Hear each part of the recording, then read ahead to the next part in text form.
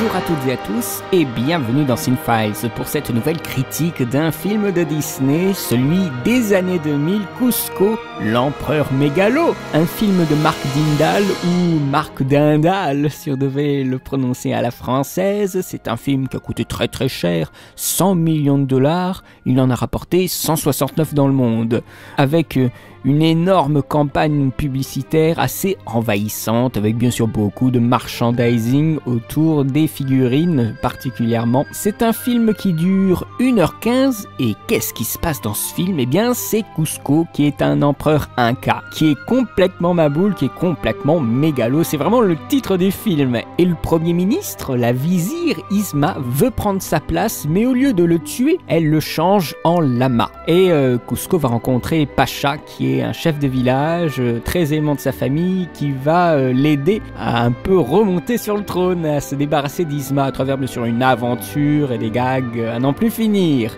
Alors c'est le 40e grand classique Disney, et pourtant il a un peu cette réputation d'être un film mineur, mais je pense qu'avec 100 millions de dollars, il ne l'est certainement pas. Mais ce n'est pas non plus un film majeur, parce que s'il avait été un film majeur, je pense qu'il aurait mieux marché au cinéma. Donc c'est un film un peu de l'entre-deux, et c'est malheureusement, j'en suis désolé, un film que j'ai pas du tout aimé. Après, il faut lui reconnaître des qualités, c'est-à-dire que par exemple, que c'est un scénario original. Ah ça c'est très rare chez Disney, qui eux reprennent souvent des contes, ou des romans, ou des choses comme ça. Donc c'est important de souligner ça, c'est vraiment un nouveau scénario, un film un peu spécial puisqu'il est né d'un projet avorté. Les premiers travaux sur Kuzco, l'empereur mégalo, remontent à 1994 sur un projet qui devait se nommer à la base Kingdom of the Sun, le royaume du soleil, un projet qui rencontra plein de problèmes de production. Normalement, l'empereur infect rencontre ce paysan comme lui aussi infect et change de place avec lui pour le plaisir.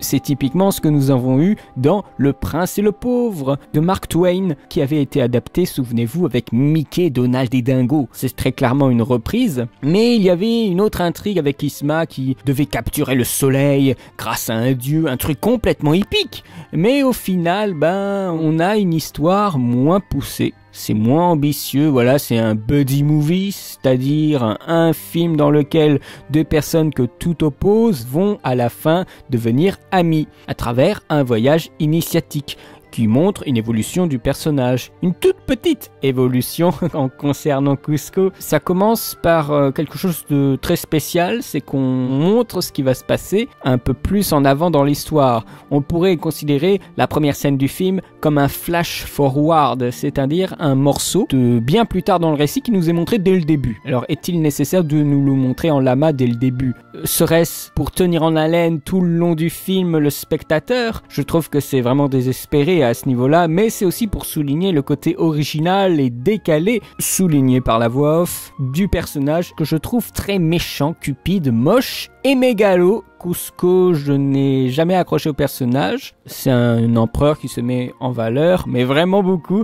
au détriment de son peuple, et c'est aussi pour ça que j'ai eu un problème d'identification. À un moment d'ailleurs, il arrête le film et demande que le film se recentre sur lui. Voilà, qu'est-ce que vous voulez faire contre ça? Ce personnage est juste énervant. Je n'ai pas du tout accroché. Les décors subissent d'ailleurs un peu le même sort et s'effacent toujours devant les personnages, et pourtant ils sont très beaux. Le spectateur est obligé de se concentrer sur les personnages et uniquement sur eux. On n'est jamais pollué par d'autres choses. C'est vraiment très centré sur les personnages, hein. J'étais un peu déçu. Il y a une grande audace du projet qui aura été de construire la totalité de l'intrigue autour d'un personnage assez détestable. Ça, il faut quand même leur laisser. Et à côté de ça, il y a un autre personnage qui est le paysan Pacha. J'ai presque envie de dire que c'est le seul personnage normal dans cette aventure. C'est peut-être celui qui peut plus nous accrocher si nous cherchons pas de gens un peu excentriques. C'est celui qui peut être le plus sympathique, le plus agréable. Il est opposé à d'autres personnages, Isma et Krong. Alors Isma... Dans mes notes, j'ai marqué une vieille pute qui est une cougar. En vieille pute parce que moi, elle me fait beaucoup penser à la méchante Médusa dans les aventures de Bernard et Bianca. Elle est ignoble avec son Krong. Là, j'ai l'impression qu'elle a facilement plus de 60 ans et le mec, il en a 30. Et des fois, il y a des petites références un peu douteuses honteuse. À un moment, il y a Kuzco qui dit par exemple, il est gentil, hein. Et elle dit, oh oui, enfin, un espèce de truc un peu chelou. En attendant, Yzma est le modèle type de la méchante qui fait rire. Elle est super mal secondée, mais comme souvent, les méchants de Disney sont très mal secondés, hein. Il y a toujours le sidekick du méchant qui casse tout. Et même elle suscite l'humour. C'est pas comme Maléfique. Donc ici, on est en constante dédramatisation. C'est inoffensif au possible, ce film, parce qu'il y a des attitudes amusantes tout le temps. Elle est secondée de Kronk, qui est, même si il est complètement con, idiot, c'est le plus sympa. Et il est quand même assez drôle dans l'histoire. Un Chip and Dale lobotomisé qui vole la vedette à tout le monde par sa connerie. Ils sont tous un petit peu fous, donc on a de l'humour constant. Ce film recèle vraiment beaucoup d'humour et d'inventivité à propos de l'humour, mais c'est pas le goût de tout le monde et ça peut surprendre que ce soit si cartoon. C'est un film très hystérique à mon avis. Quand je l'ai vu pour la première fois, le film me semblait moins riche, puisque tout était dédramatisé. Après, en l'ayant revu, il y a quand même un contenu assez intéressant. Bien sûr, tout type d'humour sont représentés ici. Il y a par exemple la scène du restaurant qui est très réussie, qui est très très bien. Mais comme souvent, je ne ris pas, mais je comprenais là où il voulait en venir en termes d'humour, le mécanisme. On n'a pas du tout quelque chose d'immersif, car l'humour contemporain vient casser l'univers visuel de ce peuple et de cette culture que s'est approprié Disney. Il y a plein d'anachronismes, un côté ouvertement second degré qui joue sur les clichés inhérents au genre. C'est un humour en complet décalage qui est semblable à peut-être ce qu'on a vu dans Aladdin, mais tout le temps, parce que dans Aladdin, c'était le génie qui véhiculait tout l'anachronisme, l'humour et le décalage, dans un univers où quand même on essayait de nous faire croire un petit peu à ce qu'on voit. Ici, c'est complètement en rupture. Mais c'est vraiment une rupture très très forte, hein. L'humour est, j'allais dire, trop subversif. Pas spécialement, mais on s'éloigne des standards du label. Ceux qui n'aiment pas trop les Disney devraient peut-être l'aimer par son côté légèrement irrévérencieux. Il y a par exemple la scène de l'écureuil martyrisé par le héros qui prend ensuite sa revanche avec un ballon de baudruche. Voilà, ça c'est typiquement ce genre d'humour qu'on a dans les Tex Avery et qu'on n'est pas habitué à voir dans les Disney. Ça peut faire rire beaucoup de gens, mais alors moi, moyennement. L'animation en revanche est toujours d'une excellente qualité. C'est une animation très très riche. Kuzco, à mon avis, devait garder la patte graphique qui semblait être la direction du Royaume du Soleil, tout en proposant bien sûr une légèreté et une parodie. C'est une sorte de mutant en fait, Kuzco. C'est pour ça que je l'aime pas, c'est que c'est un vilain mutant. Mais après, le film ne donne pas dans les effets spéciaux, les effets de foule, ce genre de choses. Bien sûr, encore une fois, il est très centré sur ses personnages. Les décors sont très vides en fait. C'est un palais gigantesque, complètement vide, et il y a, j'allais dire, des scènes de bravoure. Non, pas vraiment, mais des scènes d'action qui sont encore une fois très centrées sur les personnages. On ne laisse pas le décor respirer, on suit vraiment nos personnages. Je pense que ça, vous l'avez compris. Pour moi, vraiment, l'intérêt du film, c'est l'animation et la mise en scène. Ce sont pas les personnages, ni les situations provoquées par le scénario. Il y a un rythme décalqué du Tex Avery qu'on retrouve ici. Le Dindal, il a fait un vrai parti pris de réaliser son film comme un cartoon et la mise en scène dynamise le moindre gag. C'est un dessin animé absurde qui fait très cartoon. Minus et Cortex, ça c'est clairement ça. Il y a une scène, moi j'ai trop pensé à Minus et Cortex quoi. C'est référencé. C'est une histoire originale mais référencée.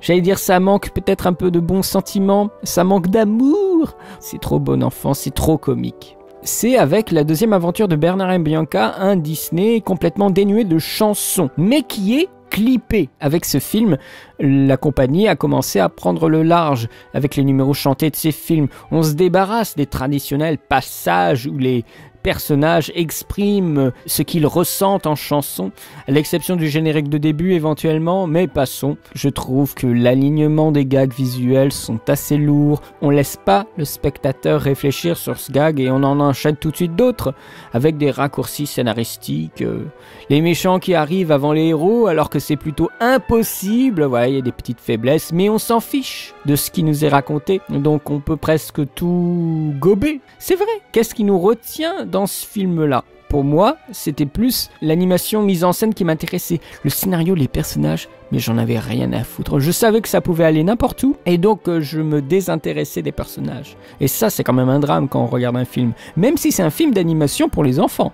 Le long métrage bénéficie aussi d'un bon doublage. Il y a la voix de Pacha par exemple, Jacques France, qui est la voix de De Niro et de Mel Gibson. Une très bonne qualité, même si les blagues et dialogues, je les trouve un peu pourris, à part certains trucs. Par exemple, à un moment, il y a Cusco qui commence à danser et tout ça. Après, il y a un vieux Pépé qui le bouscule. Alors, Cusco, il est pas content parce que le Pépé, il a pourri son groove. Alors, il y a un garde qui se penche vers le vieillard et qui dit...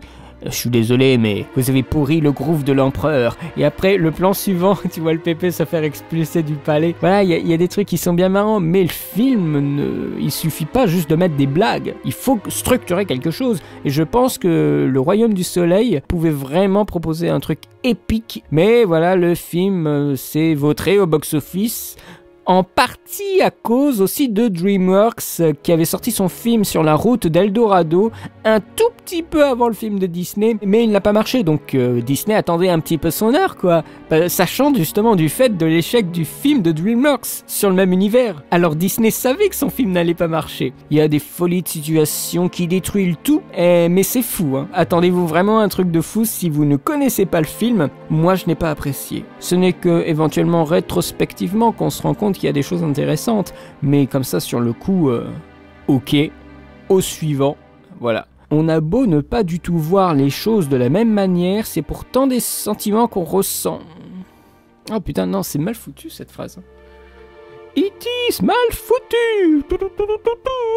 On a beau ressentir des émotions différentes, c'est pourtant quelque chose qui se ressent quand on évoque Cusco chez Disney. Encore aujourd'hui, le film est considéré comme un opus mineur au sein du studio. Personnellement, il ne m'a pas fait rire, mais je l'ai peut-être un peu plus apprécié en le revoyant pour faire mon cycle que la première fois. C'est un bon divertissement pour la famille, très inoffensif. Ma note, qu'est-ce que je pourrais lui mettre? J'ai envie de lui mettre un 11 sur 20, mais étant donné que j'attendais plus et j'étais déçu, et surtout le film n'a pas grand-chose à raconter, quoi. C'est un trip qui commence bien et qui se termine bien. Voilà, enfin, moi j'ai envie de lui mettre un 10 sur 20. Juste pour sanctionner cette espèce de délire. Alors, certains peuvent penser que, justement, c'est ce délire qui en fait sa force, mais moi, je suis quand même très attaché à de la dramatisation, à quelque chose de construit, à des personnages moins fous. Et donc, moi, je n'ai pas du tout apprécié le film. Alors, il faut que je sois un peu plus méchant, parce que souvent, vous me dites, oui, il faudrait que tu exprimes plus tes envies, des choses comme ça, et que tu sois plus incisif, que tu marques clairement ton camp, voilà. Alors moi je lui mets un 10 sur 20. Oh là là, attention, Valérian il se déchaîne dans les critiques, il met un 10 sur 20. Non mais c'est vrai, j'ai du mal à comprendre pourquoi on peut apprécier ce film, vraiment aimer ce film. Je pense qu'il y a vraiment deux camps. À la limite, je suis d'accord avec les deux. Je peux comprendre pourquoi on aime, mais en même temps, moi je n'aime pas. Mais après, il faut faire, encore une fois, la distinction entre ce que nous ressentons en tant que spectateurs simples, hein, et ce que nous pouvons ressentir en tant que cinéphiles, en tant qu'aussi, pour certains sûrement, professionnels dans l'audiovisuel ou même professionnels en animation. Il faut faire aussi la part des choses entre les deux domaines. Esthétiquement, c'est toujours très bien. Et je l'ai souvent dit dans toutes mes critiques, l'animation est quand même vraiment travaillé. Il y a des gens qui ont beaucoup aimé, mais ce n'est pas mon cas, et ce film reste en marge, même, enfin je me permets de dire ça, mais je crois que même en général, le film est en marge, hein.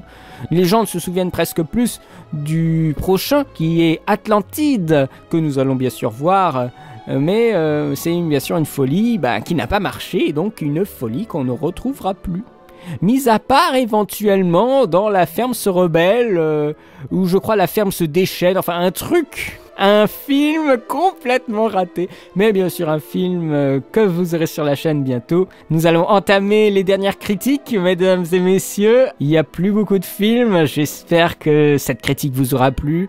N'hésitez pas à poster des commentaires si au contraire vous avez vraiment beaucoup aimé le film, qu'est-ce que vous avez aimé, qu'est-ce que vous n'avez pas aimé. Donc n'hésitez pas à poster des commentaires, de toute façon je les lis tous et pour la plupart j'y réponds si j'en ressens bien sûr le besoin. Ne pensez pas que je vous snob ou quoi que ce soit. Si je n'ai rien à dire, je vais pas me forcer à vous écrire des petits mots. Mis à part des merci tout le temps, mais c'est un peu ridicule. Donc voilà, je vous remercie vraiment beaucoup de me suivre. Ça me fait très très plaisir. Je tiens à signaler que bientôt, en novembre, à mon avis, il y aura un gros event. Je vous dis pas trop ce que c'est, mais il y en a qui peuvent le sentir. Il y en a qui le savent, hein. Donc attention, parce qu'en novembre, il y aura un truc. Attention, je le prépare depuis plusieurs mois. Vraiment un gros machin. Donc soyez en alerte. Et quant à moi, eh bien, je retourne au fourneau. Je vous remercie encore une fois et je vous dis à très bientôt pour de nouvelles vidéos. Allez, salut!